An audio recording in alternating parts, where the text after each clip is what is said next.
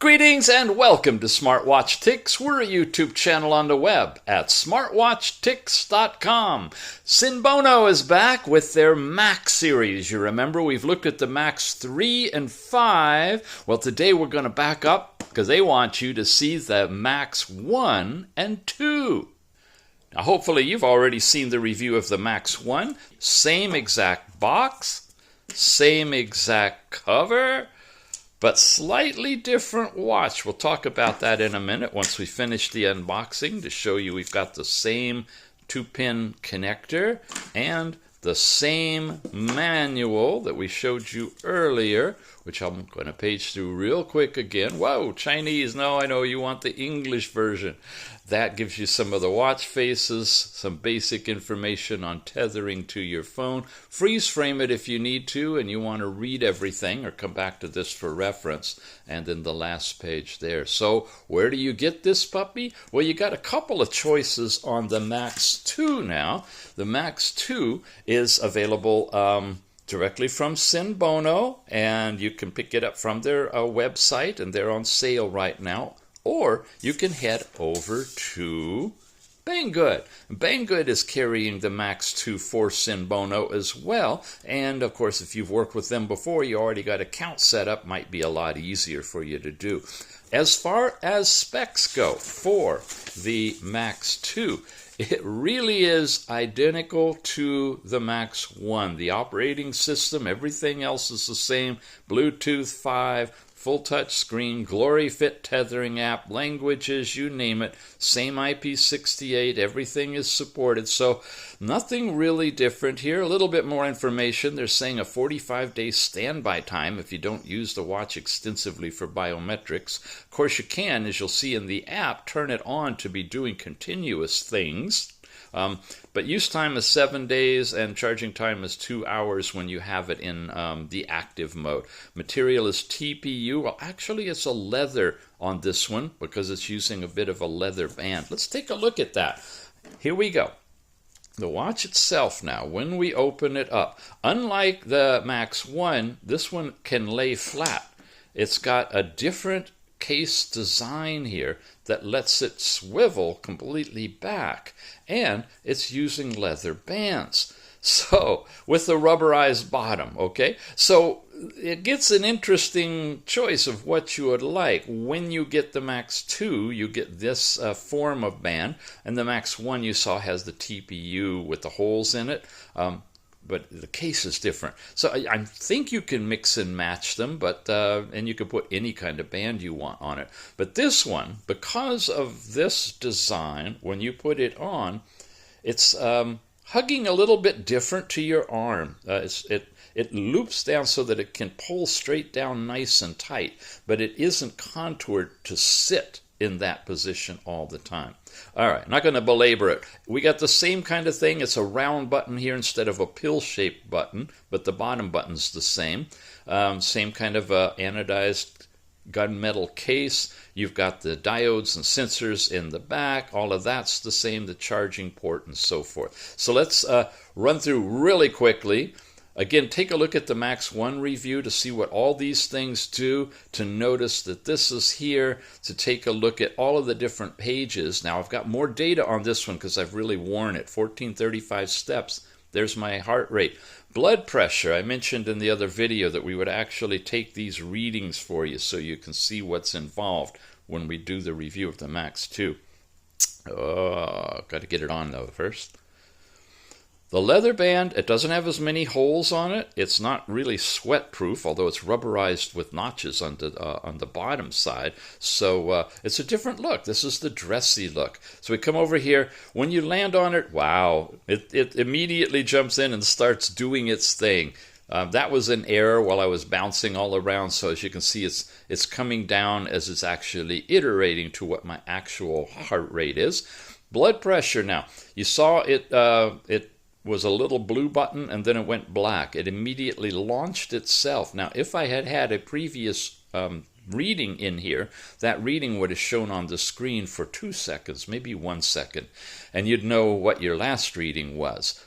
When this one's done and it locks in, that reading will be the one that'll stay on the screen. They're kept in memory on the watch so that when you tether it to your phone and then you synchronize, the data that you're seeing here will transfer over. So it's giving me a reading of 116/74. You saw the button went blue solid again. It's got a 5-second timeout. So boom, it put itself to sleep. I touch it, boom, and it goes right back in, starts the measurement again. Same thing for blood oxygen. It's going to do its thing. Now, heart rate and blood pressure, we're using green diodes on the back. That's been standard with watches for years. Heart rate and blood pressure. Now when you get to blood oxygen, you're using red diodes. And when this is done, I don't want to mess with it while it's measuring because it's more sensitive to get a good, accurate blood oxygen reading. So I want to try to stay still until it does it. It also takes a little bit longer. But in the back, and you saw this on the Max 1 review, it actually has a different pair of diodes, red diodes, that it's using to gain access to and give us the reading of the blood oxygen. Your normal range is 95 to about 99. There it's done. Now, of course, it's not on right now because I triggered it again. Now you can see the red diodes. So it took that reading, it's holding that reading in memory, and it can transfer it later. Last night's sleep time. Oh, yeah. Oh, what a night. 11 hours of sleep for Mr. Tix, broken up into 5 and 5, deep and light, and boy, am I refreshed today. Doesn't show you more here, but you'll see a whole breakdown on the app itself, and then temperature in your area as set by your phone when you tether, and it updates automatically according to the schedule you've got set. So those are the panels that you see here on the watch. And then we showed you all of these already. So in the review of the Max 1, go in there if you want to see what all these things are. I did skip the stopwatch itself over there. I usually like to run the stopwatch and then leave the stopwatch and see if when we come back in, it's still running in the background. Because, a lot of people would like to set a stopwatch and go ahead and use their watch. Aha! It didn't reset it to 0, but it did put it in pause. That's interesting. So when we leave it and come back, it's paused it. Well, that's typical, or resetting to 0, so nothing revolutionary there. In your countdown timer, you can choose what you'd like or add something different, and it'll give you a countdown. Flashlight settings, we've seen all of that. Okay, let's take a look at the app. From the Google Play Store, you'll find GloryFit. That's the app we're looking for. Install that one, set it up, open it, which I've done, and now I've got all the updated data on this one. And here we go. Step count information is right here. It's broken up by the hour of throughout the day, and it explains what you did during these different periods. It's automatically recognizing for me when I'm walking, but it should be able to pick up your other sporting activities as well. That's pretty cool. Heart rate recording, you see it's continuous, and you can tap at any point and tell what that particular reading was right then. When you go into it, like here, you get a bit of a bigger graph, and you can go back to a previous day or current day, giving you your information and your states during the day that you've been in, and it's calculated all of the different rate states for you based on the data you put in on your age and gender and all of that. Here's that sleep record, 11 hours of sleep, broken up this way, and you can actually see across here. Does this change? Nah, doesn't look like it. But you see the basic time frames from going to sleep to waking up.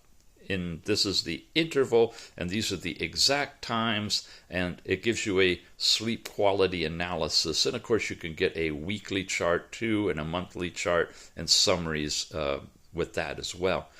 Blood pressure, I only got the one reading we just did. It's not set up to do continuous blood pressure. Even if it were, I wouldn't trust it, because blood pressure is something you need to sit really still for, whether it's a cuff or optics in a band or a watch. Blood pressure is a tricky beast to get an accurate reading, so you're only going to get instantaneous one-time values, and you need to start, and you need to sit still, and you need to let it do its thing, and then you'll get another reading. But you can activate it directly from the app, as well as doing it from the watch and then transferring it over, just to show you. The next one is blood oxygen level. Now, this is really interesting. It's new. We haven't seen this. GloryFit's, I guess, been updated to do this as well. And we're getting our blood oxygen, but look at the dips we're getting. Now, I'm not sure if that's because I turned it a particular angle and it didn't get a good connection, or if we're actually getting some sleep apnea reporting in here when it's doing these readings. Notice that there's circles separated as opposed to a straight line. This is more like continuous heart rate, and this is more like interval readings for blood oxygen. When you go into it, you see that it's taking these readings every 10 minutes or so. We did an instantaneous one up here at 10:06, but all of these are 10 minutes apart. But you can see some of them drop down significantly. There you go, low blood oxygen at 83 at 5:40. Now, if I knew for sure I was holding my breath and in a sleep apnea mode at that point, man, we're only that far away from having the app or the watch be able to trigger you with a vibration to wake you up. Now, we do have bands and things on the market that do that already. Just look in our playlist section on watches and bands with sleep apnea monitoring. But this is cool. It's getting close there. If you are just interested in knowing, perhaps this is going to give you information that'll tell you how and when. I mean, this was me being noisy going to sleep, probably. But during the night, I got a couple of quote-quote events. I can't say for sure they are blood oxygen deprivation readings triggered by sleep apnea or not, but I do have that, so it's possible. Okay, this is where you can just kind of switch things and turn them off and on, whatever you want to track or not track. You got your basic sports stuff. We've reviewed GloryFit before, so I'm not going to go into a lot of detail. Here's your dial settings and all kinds of other things that you can turn on and turn off related to the watch. And then About You is right here. You can set up a training plan. You have third-party access to Google Fit, and you can tie the data back and forth to that, but not Stavia, whatever, or Runtastic, or some of the other apps that a lot of people like to use. It does do Google Fit, though, and common problems and permission settings and whatnot. What I do want to show you in devices is dial settings. Here, you have a selection of dials that you can download. This is the one that I've got on here right now. That's a custom face from the dial factory. The review we did on the other Max, the Max 1, I had that dial installed on it. And you can see you've got a few others in here that you can put in. They're still coming in from the server. And you have My Dial, which is the ones you've downloaded that you can install quicker because they've already been downloaded to your phone. Plus, you can do a custom dial as well. Change the image, change the layout of the information on it, and synchronize it. So if you're one of those that likes to put your own pictures on your watches, yes, indeed, the Max 1 and Max 2 have that capability because they're both using the GloryFit app. So let's finish up by taking a quick look at both of them together. This one, again, the Max 2, is one with a leather-looking band and a flexible case that can sit flat. The Max 1 has the TPU band with lots of holes in it, a tighter design case that has it sitting upright. Other than that, and a change in the button, they're pretty much the same watch. Max 1 has both of these as a pill-sized button, and you got a round button on the dressier Max 2. And they're both available, of course, from various sources. Once again, the Max 2 which is this review, is available from SENBONO directly. And you can pick it up from their website, about $50. If I've got a coupon, we'll get that for you, and you can get it on a discount. Or you can head over to Banggood. It's already down to $40. Again, possibly on sale, but check if we can get that lower on a coupon. We'll do that as well. And there you have it, the SENBONO Max1, Max2 line. Check the review on the Max1 for the buying links over there. And thanks for watching, gang. We'll see you again soon.